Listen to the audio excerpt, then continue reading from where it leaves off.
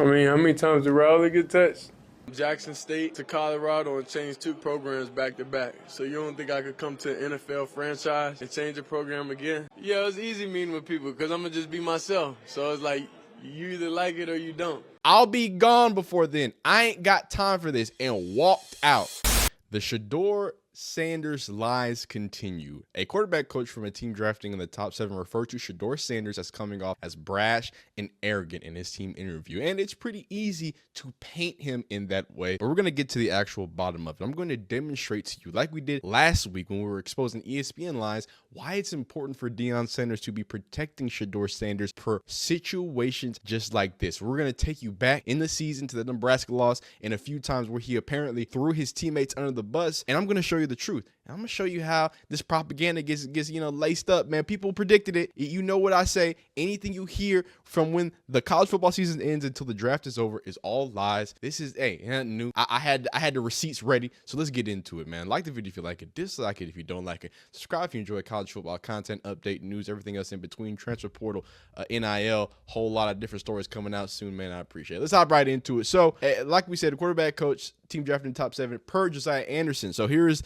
the excerpt from Josiah Anderson. I am disappointed to hear that the quarterback from a team, and that just like I said, he referred to, what's it called? Per source, I'm purposely not naming the team as to not directly call them out. I'm not sharing that the coach's personal assessment is a direct opposite from how Shedeur came across to many reporters in his press conference with the media at the combine. Sanders appeared to go out of his way to acknowledge multiple media members, regardless if they were recognizable or not. He seemed cordial, polite, witty, thoughtful, along with being confident as many athletes are. Alternatively, these observations were distinctly different from how another quarterback prospect came off to some of the media last year in Indy. But hey, we're not going to go too deep into that. What I want to show you is or listen to is another thing that might have people have that perception of arrogance. So let's listen to this little excerpt from Todd McShay of what he heard about other people in the 2 people that I spoke to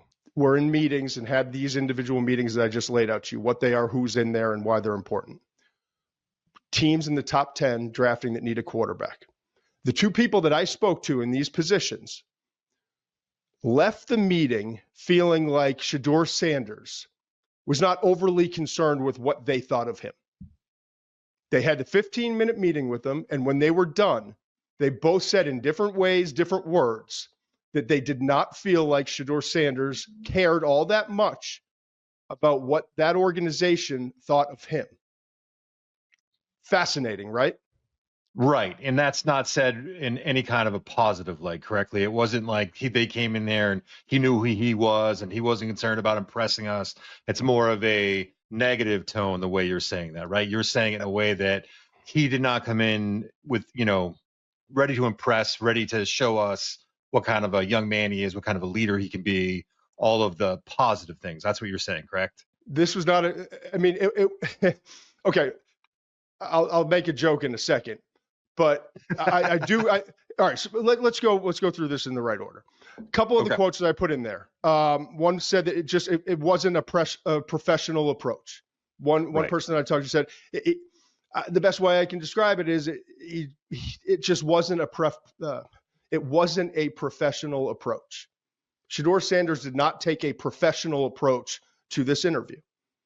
The other person I talked to said he wasn't taking it seriously at all. I didn't get the sense that he was taking it seriously. So when you hear it wasn't a professional approach and you hear he wasn't taking it all that seriously, that's not the interview that you're looking, it's not the response you're looking for from a potential suitor, from somewhere you plan to go play. Now, I think it's also important because I'm sure people will pull clips and have all sorts of things to say. It's very important, and hear me when I say this. There was no bad behavior. There was nothing disrespectful said or done. There was no kind of altercation. And it wasn't like Good Will Hunting when Ben Affleck went in for Matt Damon and put his feet up on the desk and yelled, "Retainer, retainer." Like, it wasn't that. So I'm not trying to overblow this to try to get clicks and people get, this is not a viral moment. I don't care about the attention this gets. It's just our job to relay the information and the intel that we're getting from people that are important and make decisions or part of the decision process from the teams that are looking to draft a quarterback and have a high draft pick. And I appreciate him being truthful about it and also adding that caveat. But I'm also going to be truthful about it, right? I can see, again, this is what I'm saying, like the perception. Why would Shedeur Sanders go into an interview and, I don't know, give the perception that I really know that y'all aren't drafting me? Maybe because Deion Sanders is father. And I know what a lot of people are going to say. He's not Deion Sanders. He's not this. He's not that. He is Deion Sanders' son. So I don't know who y'all think is giving him advice or maybe giving him advice since birth about this, or if y'all thought he was going to have a different personality from the man that gave him life. But Deion Sanders, on draft day in 1989, the Giants told Deion to do a written test, and he asked them what pick they had. He said 10th pick. I'll be gone before then. I ain't got time for this, and walked out. I'm not saying Shedeur is Deion Sanders. I'm not even saying that. I can see how you perceive Shedeur or feel disrespected, because every single other quarterback in there is trying their hardest. They're trying to perfect media. He don't care. He lives in media, dog. He's not the most polished in media, but he's comfortable, overly comfortable. And I'll give you that. Maybe he's overly comfortable, but y'all want him to have this drill sergeant. Oh my God, it's an NFL. I've been talking to NFL GMs since I was, you know what I mean? Since I was 10. Like, what y'all talk, like, you're not special, and I know you're not drafting me. And that goes to the whole, how are we going to painting him, right? It's easy, just like Michelle said, look, hey, there was nothing negative there, but it's easy to paint somebody in a certain way. So let's take you all the way back. I want to take you back to this video, and I'm going to let these people expose Shedeur Sanders, and then we're going to walk you through it, because this, I could start the video from right here. Let's watch it. Let's watch it. Times did Raul get touched? They was able, like, of course, whenever you're able to run the ball consistently and whenever you're able to, then that opens up the pass, you know? But it's just like you got to understand, like, what your team good at. We hit that on the head. We talked about Deion not wanting to stay once his kids are gone. They're there to cash an NIL check and get drafted. That's what Shedeur is there for. And I wanted to give him the benefit of the doubt. There is no more benefit of the doubt to be given. He's out of there. He will throw anybody and everybody under the bus to make him look good. And I understand he's talented, but I said on Twitter today, what NFL franchise is going to want that on their team as the leader, as the quarterback? I don't agree. I don't know. We've seen diva quarterbacks get drafted high all the time. Talent always wins out. Diva quarterback. I want you. Let's remember, he said diva quarterback. So again, you remember when that interview started? How many times did Raul get touched? And everybody was going crazy. He's throwing his teammates under the bus. He has no accountability. So let's take it back, because y'all want to actually say that. Okay, let's see where this lack of accountability comes from, because we're gonna watch the actual video. We're gonna start at the 4-minute mark, and the first thing I want you to hear is the question that is asked, the question that is left out. And it was left out on all these videos. Everybody, coming at Shedeur. Oh, he's throwing his offensive line under the bus. Because after I show you this, I'm gonna show you. We're gonna listen to the full interview, and then you're gonna look stupid if you did believe that. But let's go ahead. Shedeur, how important do you think it is for this offense to continue to, develop, a running game and continue to be balanced, or, try to be more balanced? How do you think that can kind of help, your game and obviously this offense as a whole? Okay. The question asked was, how does a run game and having a consistent run game help with Colorado? Not sure if y'all remember, the run game was non-existent in week 2, and they struggled. Pat Shermer just did, I don't know, he just struggled going back to the run game, even though they, again, because they struggled running. It's a catch-22 situation. Regardless, this is what he's alluding to, right? He's alluding to the issues or the problems within the run game. That's the question. How is the run game asked you? In response, he says, I mean, how many times did Raul get touched? You said what? How many times did Raiola get touched? They was able, like, of course, whenever you able to run the ball consistently, and whenever you able to, then that opens up the pass, you know. But it's just like you got to understand like what your team good at. So it's like, why would we keep running the ball if we out there and we get in a situation where it's a must get and we don't get it? Right. Are those like kind of like 4th and 1 conversions that haven't gone your guys' way in the last couple? Is that kind of play into everybody's mind? Is that kind of something on your mind? Thinking about, advancing the ball and whatnot? Nah, I'd rather, if we're going to go down, I'd rather go down swinging, honestly, because I know I could throw the best punch. Last one, go ahead. The pick six early. So very specific, 2 things. Not only is the question cut to make him look out of context, then he cuts the end where he clearly alludes to the run game in the fact that, hey, our pro is passing the ball, right? And I'm that guy, and I think that I can put my team in the best opportunity. So no, he didn't throw his teammates under the bus. Again, you can cut it like that to make it seem like that. He said, no, we are just not the best running team. We have to rely on our skills and what's best for us. Now, is that the right thinking? Maybe not. Maybe it's not the right thinking. Maybe it's not the right thing to say, but it's not throwing any. He's not saying the offensive line is bad. He's saying that our best strength is throwing the ball. So let's do that. And Dylan Raiola is allowed to throw the ball. He only gets sacked once because Nebraska was running up and down Colorado's throat. That is the thing. But y'all don't watch football. Y'all just respond under Twitter comments or under Matt B. Gritty videos or Matt B. Gritty. Matt, I'm sorry. I don't want to call y'all that craziness. But before we watch this in full, let's go back and I want to watch this. The way that, and this was before, this was in 2023 when the offensive line was admittedly even worse. And here he is throwing his teammates under the bus. It was really frustrating because I need to be able to, I just need to get feedback, just knowing what's open and what's not and just quickening up my process. So that's all it is. It's not really, I know everybody's doing their best. So it's like, it's not really frustrating because if I miss a throw, I wouldn't want, everybody to be that way towards me. So that's how I am the same with everybody else when it's not there. We just wasn't on the same page tonight, I'll say, overall. But we just got to watch the film and get better. If that's not the most quarterbacky answer I've ever heard in my life, hey man, I just can't throw, you know what I mean? We got to be better. I got to communicate. Everyone's got to be better on top of everything. What are y'all looking at to say that he's some brash, arrogant, whatever person? Is y'all painting narratives, dog? You're painting narratives.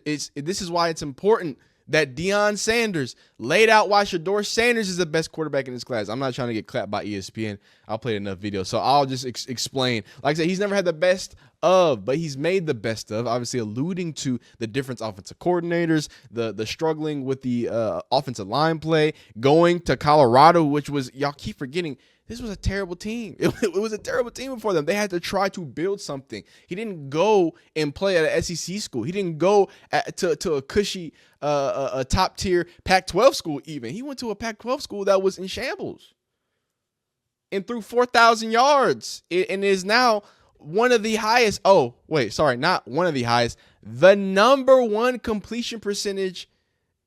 completion percentage career leader in the NCAA, middle of 875%. You got legends, Colt Brennan, Colt McCoy, Kellen Moore, Graham Harrell, Grayson McCall, Case Keenum, and that's crazy because Case Keenum was a volume shooter, boy. That boy put up some numbers. But let's talk about the truth. We'll get back to that video. I don't want to spend too much time because I want to talk about the truth. First off, where does this arrogance come from? Let's at least show where people think the arrogance comes from. Look, man, he's very confident in himself. If that's not what you're trying to do, don't get me. If you ain't trying to change the franchise or the culture, don't get me. So you should know history repeats itself over and over and over, and I've done it over and over and over. So it should be no question why an NFL franchise should pick me. And you know, some more illusion there. Different OCs, you know, so I'm able to adjust to any offense and every scheme and make it work. We went from Jackson State to Colorado and changed 2 programs back to back. So you don't think I could come to an NFL franchise and change the program again? It's history. We done it again. And that makes people upset. It's the you know why people like Cam Ward so much? Because this is how Cam Ward talks to the media. It went real good. Being able to meet with the GM, finally meet the quarterbacks coaching person, the OC as well. They do an unbelievable job on offense, getting people open. They got an unbelievable offensive line. Jerry Jeudy's one of the best receivers in the league. He's quiet. He's umming. He's to himself. I'm not. It's not on Cam Ward, but it's because Cam Ward came in there, media trained or trying to media train and trying to be polished. This is Shedeur Sanders. This isn't some dude that's trying to get a job. He just don't care. He's not tense. Cam Ward, it's a different level of intensity, right? His dad ain't Deion Sanders. You know what I'm saying? He's not, even though he's basically a sure in for first round, it's a different level, right? You're trying to come off a certain way. Shedeur has always been this, like, hey man, like this is what we do, and I'm confident in me, right? And more importantly, before we get into these videos that prove that not only is Shedeur Sanders the exact opposite of what y'all painting, but he's an exemplary leader, but also a phenomenal teammate, because that's all you ever hear and that's all you ever see. I just want to say the lies go so far, and again, remember, it's all lies. Y'all got to remember that. The lies go so far, they want you to believe that being confident as a quarterback is a new thing. Ask Aaron Rodgers. Is Aaron Rodgers come off arrogant? Yeah, but it's cool because never mind, we ain't gonna say it. Tom Brady, I'm the greatest. I'm whatever. Does anyone say anything? No, because never mind. I don't want to open up that box. This is a sports channel, but I'm just saying it's weird that Lamar Jackson has to be quiet and cool and reserved and, you know, laid back and can't really express himself. But when Shedeur Sanders said, hey man, I'm that dude. And I know it and I feel it. And I need y'all to know that too. It's a problem. I don't know. I'm going to take my tinfoil cap off. And I will say, out of all my years watching sports, this is a dude named Eric Vance. I just took the tweet. Out of all my years of watching sports, I've never witnessed a quarterback in college for a major D1 university throw for 4,000 yards, 40 touchdowns, 70% completion rate, and people hate them to the level that they hate Shedeur Sanders. What are we? And I love the fact that coming into the season, it was, oh man, Colorado got they're in the Big 12. They got to play real teams. Oh, it's gonna be rough. And then midway through the season, oh well, the Big 12 just isn't. The Big 12 was just so soft when they have a winning record after going 4-8. Yeah, dog. Just keep spinning it, man. Keep spinning it. Shedeur, how do you feel about your O-line, man? How you feel about it? That was a huge upgrade for you. Yeah. The O-line has been a big talk last year, but I'm really interested to see how you feel about the O-line this year. I know you guys haven't played the game yet, but from who you guys July 10th, 2024, by the way. Like a family. It's really we're able to hang with each other on and off the field. What's crazy is my friends in life always been O-line. That's the difference. Like my friend Junior right now, he's in Dallas. He used to play with me on the O-line. So I always, you know, I just think those guys are different type of guys, and they're real cool, and they really love and care for me. So, I love that, and you know, you gotta love a quarterback who loves his O-line. But that's what he said. And then what do people say about? And this is ESPN. What are people saying from ESPN about Shedeur Sanders? Shedeur Sanders, when he walked up to our platform to do the interview, he hugged our cameraman. He hugged one of our producers, 2 of our producers. I had just met him. That was the first time I was meeting him. Just for a little picture in what this guy is like. I think sometimes you don't see that full picture. And this is a separate thing. And I was playing this because obviously that's ESPN. I can't show it. But here is Scott Proctor. Again, I say any video I make about with Scott Proctor in it, follow Scott Proctor. If you like Colorado videos, he makes the best. Him and DNVR, you're probably already following him. They do the big stuff over there. But anyway, Shedeur Sanders acknowledged and shook hands with everyone on our production crew after sitting down with us last week in New Orleans. Like these are those little stories that you hear about. Oh, he was such a gentleman. But I don't see this with millions of likes. I don't see this with all the views, dog. It's not gonna go viral. People don't want to talk about it. People don't want to talk about in that same show him saying, "Hey, what is it like whenever you sit down with these gyms? What do they say to you?" Then they like, whoa, like you're cool, bro. Like you're not how the media portray you to be. So Yeah. that's they understand like how realistic and how humane I am. Yeah. You know, rather than just reading headlines or different stuff that people seen. So and that's what it is, man. Y'all reading headlines, y'all going crazy, and we don't have a lot of time, but I do want to watch a little bit of this because like y'all don't watch full interviews, dog. We already watched the 4-minute part, but let's talk about, you know, we'll watch like a cool another minute of this because like, you know, he gets into it. No, because the first thing he says is that he acknowledges Nebraska. We're gonna end this with this video, this infamous video that y'all tried to paint him as some terrible person as. And it's just probably like a minute or two, and then we'll close Why out was it here. so difficult for you guys to really get much going offensively tonight against that defense? they just came ready to play. Simple. They just came out there. They, you know, they followed their game plan and what they was gonna do, and you know, they were successful. How are you feeling physically after the hit you took late in the game? Describe the mood of the team right now. What was the score of the game? That's gonna get back to the drawing board and watch the film and understand, you know, what we gotta improve it. So how big was the impact of the crowd here tonight at Memorial Stadium on the performance you guys had on the field tonight? On who? On you, in terms of your performance playing, obviously last year you played at Folsom. You have one of the loudest and greatest, crowd performances out there. Versus you're coming here, you're having over 100,000, I believe, fans. Yeah, I don't really think the crowd had anything. I think it was just like maybe everybody on the team, you know, maybe we just wasn't ready, you know, but. Overall, I don't think the crowd kind of like affected me personally. So, follow up here. How do you think the loss today is going to impact your performance against CSU, which obviously last year you beat Nebraska by a fair amount. CSU was a very tight win. How does this loss today impact your performance going into next week? Really just get back to the drawing board, understand what we're wrong, understand that they're going to try to expose those same things that happened. So we just get back and try to fix those problems that was going on and be ready for the game. Sorry, I was skipping around. I was trying to avoid stuff like that because, you know, I pre-watched the interview and they were yapping and I was trying to get past the question. I messed up. But most importantly, what you saw from there is, hey, Nebraska did great.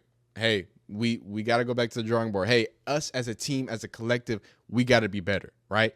So I see that, and then you try to paint this whole idea that he's arrogant and he's whatever. No, he's confident. He's sure of himself. He knows what he wants, and he knows what his talent is capable of, and it shouldn't be disrespected or faulted. And he shouldn't have to bend to anybody, especially if he's being respectful, right? Because, again, like McShay said, hey, he was respectful. It was whatever, but they didn't treat me like I was a big deal. I mean, it's not a big deal to Shedeur Sanders. I'm sorry about it. He was born for it. Leave a like on the video if you like it. Dislike it if you don't like it. Subscribe if you enjoy college football content coverage and every update else in between. Man, let me know if there's anything else you want me to talk about in the comments down below. I appreciate the videos, the support, all that in between, man. See you next time. And you're great. Be great.